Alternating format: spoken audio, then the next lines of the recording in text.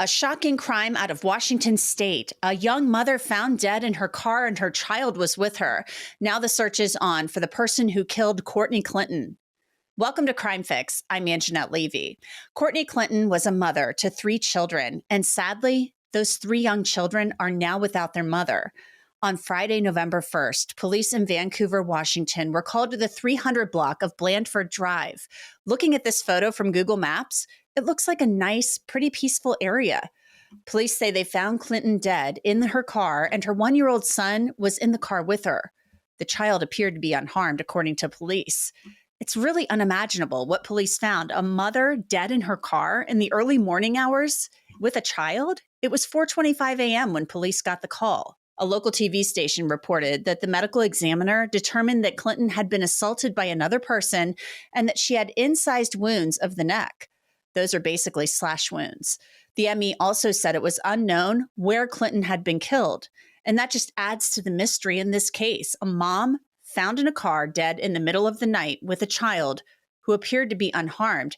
It's very, very strange, but more than that, it's tragic.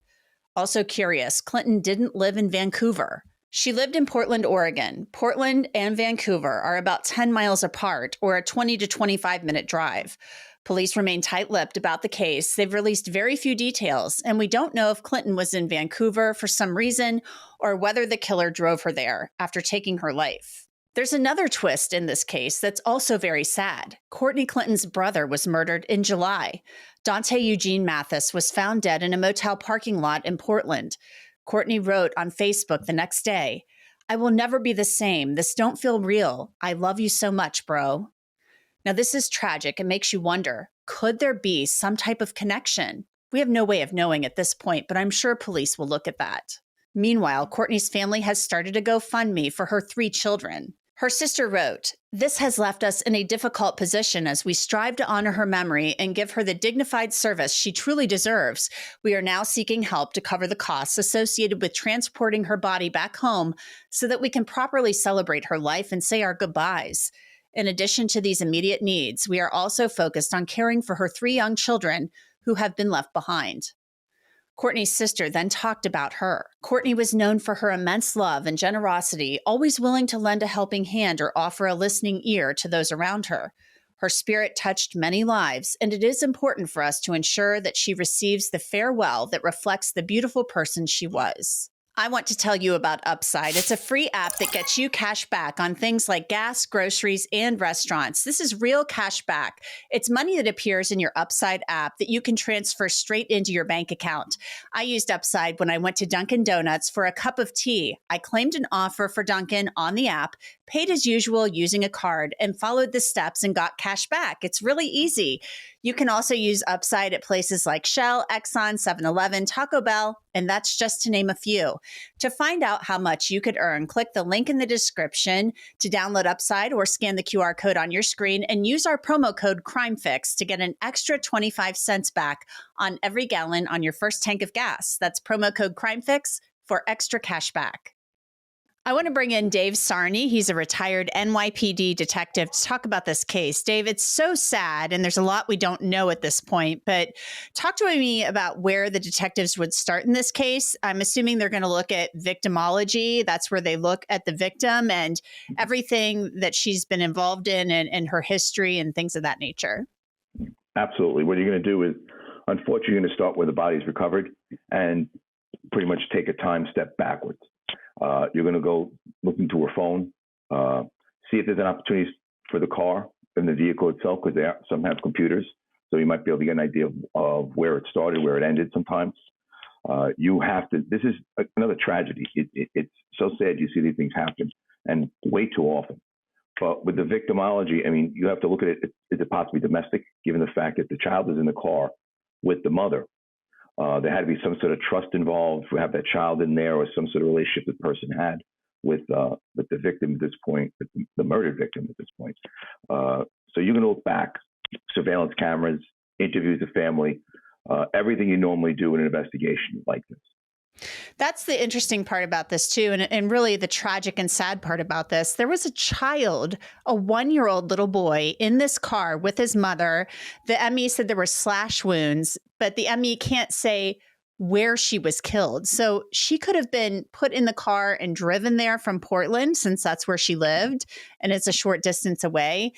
We don't know if her life was taken in the vehicle. It just seems really strange that she's found there with the child in the car, and really cold and callous as well. There may have been a relationship of trust there, but we have a 1-year-old left in the car in the middle of the night with his dead mother. Yeah, it's a heinous crime. It absolutely is. You cannot believe that someone would actually leave a child in there. And this person actually got out of the vehicle after whatever happened in the car or prior to, and leaves the child. We don't know who made the 911 call. We don't at this time. We don't know any of the parameters of where the body was in the car. We're not sure if she's in the driver's seat or the passenger seat. We don't know anything about that. At least the police are being very quiet about this. So I'm going to think they have some good leads in this case right now. They just don't want to have anything leaked out to the public or the media at the time.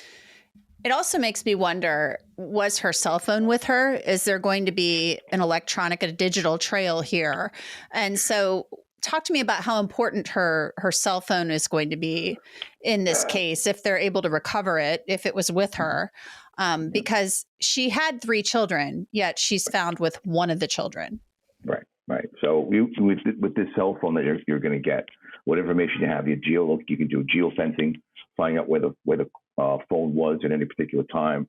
But once they get into the phone and get access to the account itself, they can backtrack and maybe look at any text messages that were there that were maybe try to be erased, whatever contact she had prior to being in this car at all, and having the child what was the situation with the child being in the car?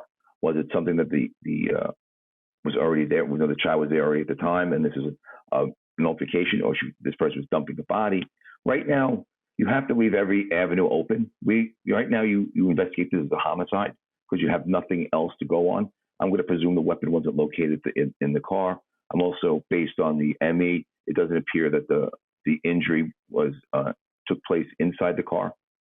So with that, you still do investigation. We never leave any stone unturned. You really have to make sure that everything is found in this case, which means cell phone location, any banking records, anything any vehicle surveillance video that's there. Maybe there's a car dash cam in there. We don't really know right now.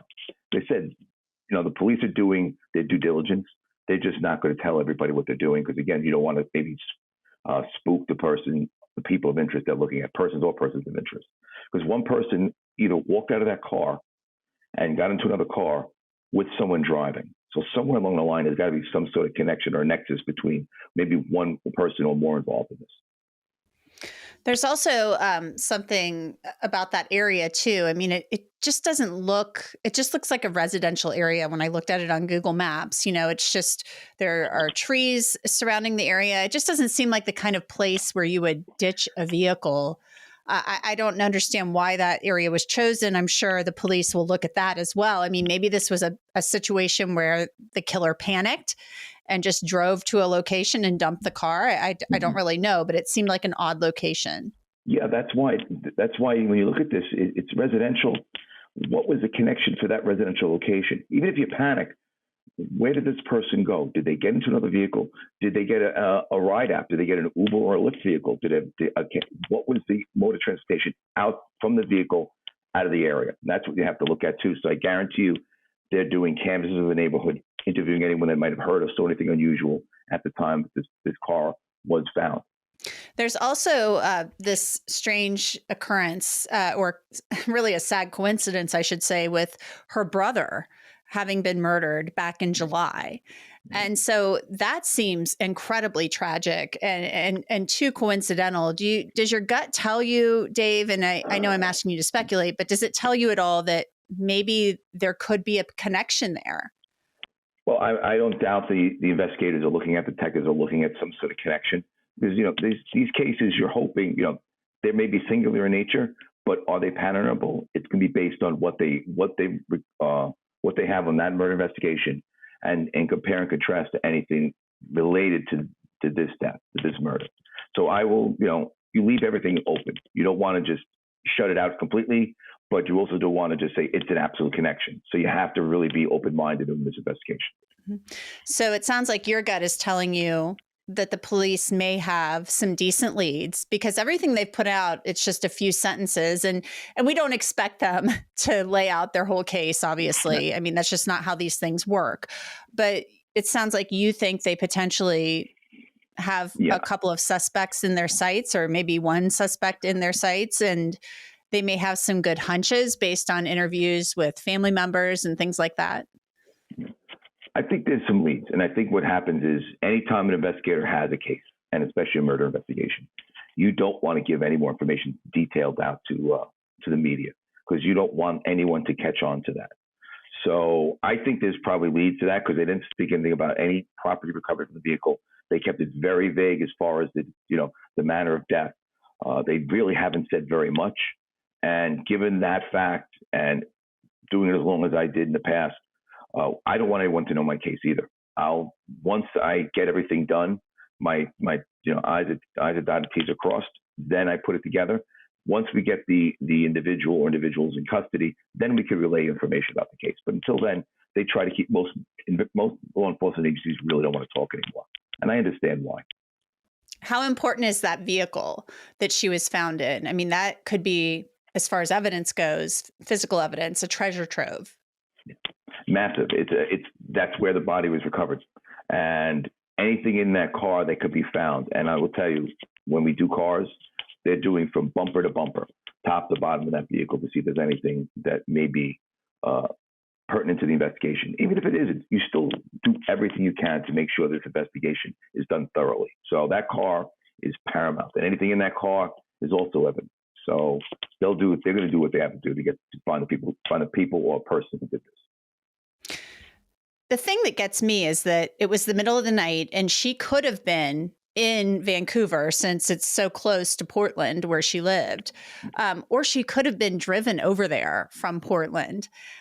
We just don't know at this point, but it seems really strange that you'd have a woman with a baby out in the middle of the night, just out and about, without having something going on. So it almost makes me think that she may have been driven over there from Portland. I don't know that, but that's kind of the feeling I'm getting. Yeah, there's a lot of whys that we haven't been figured out yet, and I think that why is she out late at night with her kid in the car? Why was she killed prior to? Then they put the body in the car and then drove off. We don't really know right now. And it's something that, as an investigator, you really dig into this. This is a case you really dig into. You want to make sure that everything is found that you need to find. Though that car, and I'll tell you, they're not telling you anything, because I feel there are many leads to this case that they have. They're just going to work those leads. And if it determines they have a person of interest and eventually a suspect in this case, they'll make the apprehension. But it's going to make sure the evidence is all secure, and no one knows any more than they have to outside the investigators.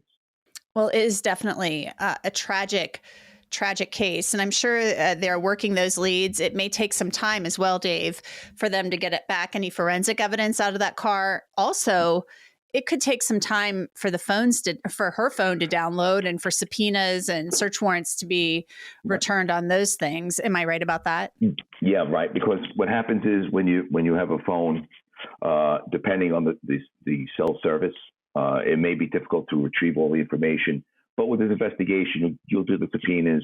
Hopefully, there's been a rush on the subpoenas and a rush on the work by the phone companies to give the information to the detectives, because that's important. We don't want to wait longer than we have to. Unfortunately, she was killed, and it took a period of time to find her. Once they found her, now the clock is ticking. You want to make sure you get it done. And I guarantee you, if you have a treasure trove of information on that phone, the detectives are working with their due diligence, working hard enough to get that stuff and available to them, so when they can translate it, get the paperwork, get everything down, and then create that timeline from finding the car to where she was beforehand. They're going to do. Well, again, it's a tragic case, and we'll keep an eye on it to see where it goes. And thankfully, that little boy was not hurt, and the children are being cared for by family members. Dave Sarney, thank you so much. Thank you very much. Have a good day. And that's it for this episode of Crime Fix. I'm Angenette Levy. Thanks so much for being with me. I'll see you back here next time.